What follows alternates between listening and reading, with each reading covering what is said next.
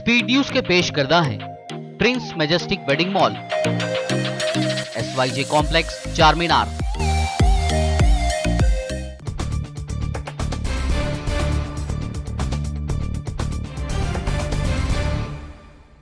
अस्सलाम वालेकुम, आदाब। मैं हूं खलील फरहाद। आइए देखते हैं 4 मई की 25 अहम खबरें।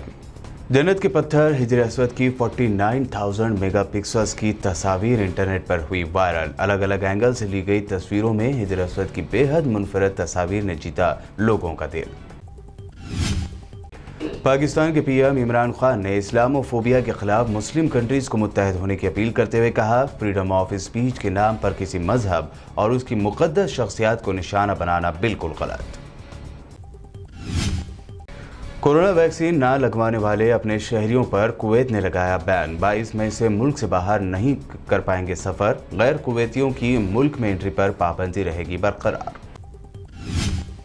कोविड-19 वबा की दूसरी लहर ने भी भारत में बढ़ाई बेरोजगारी। गई करीब 75 लाख नौकरियां, बेरोजगारी पहुंची अपनी हाई लेवल 8% पर।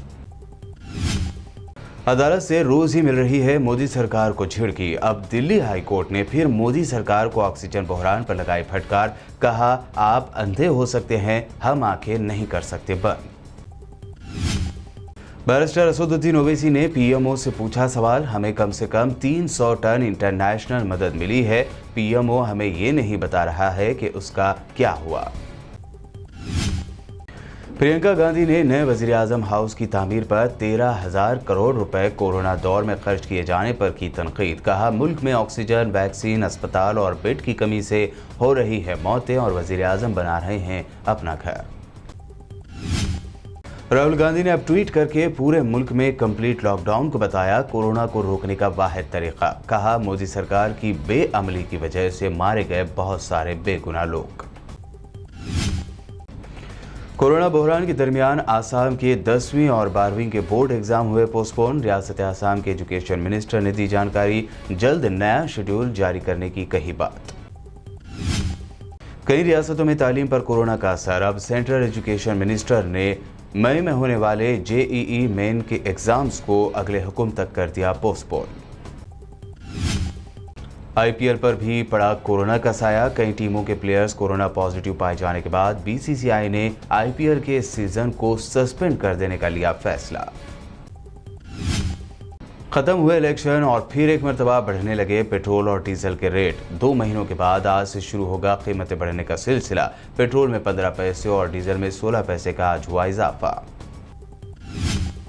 बंगाल में शर्मनाक हार का सामना करने वाली बीजेपी चल रही है क्या नई चाल। वायलेंस को लेकर बंगाल में सदर राज नाफिज करने का कर रहा है मुतालबा। कल सीएम का हलफ लेंगी ममता बनर्जी।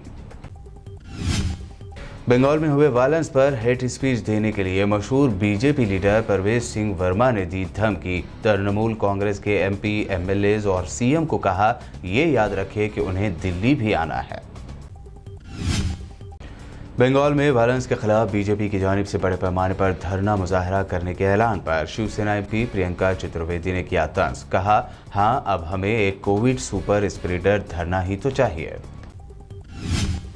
आखिरकार बड़बोली कंगना रनावत का अहम हथियार उनसे छीन लिया गया। कंगना रनावत के ट्विटर अकाउंट को कर दिया गया सस्पेंड। ममता बनर्जी के लिए यूज किए गए इंतहाई शर्मनाक अल्फाज। तेलंगाना हाईकोर्ट ने ईटेला राजेंद्र के खिलाफ की गई कार्रवाई के मुतालिक दाखिल करदा अर्जी की समाअत के दौरान किया हुकूमत से सवाल पूछा, रातों रात किस तरह अराजी का सर्वे मुकम्मल किया गया। लैंड पर कब्जे के इल्जामात पर काबीना से बरतरफ किए गए ईटेला राजेंद्र ने कहा, अगर उनसे मांगा जाता इस्तीफा तो वो दे देते।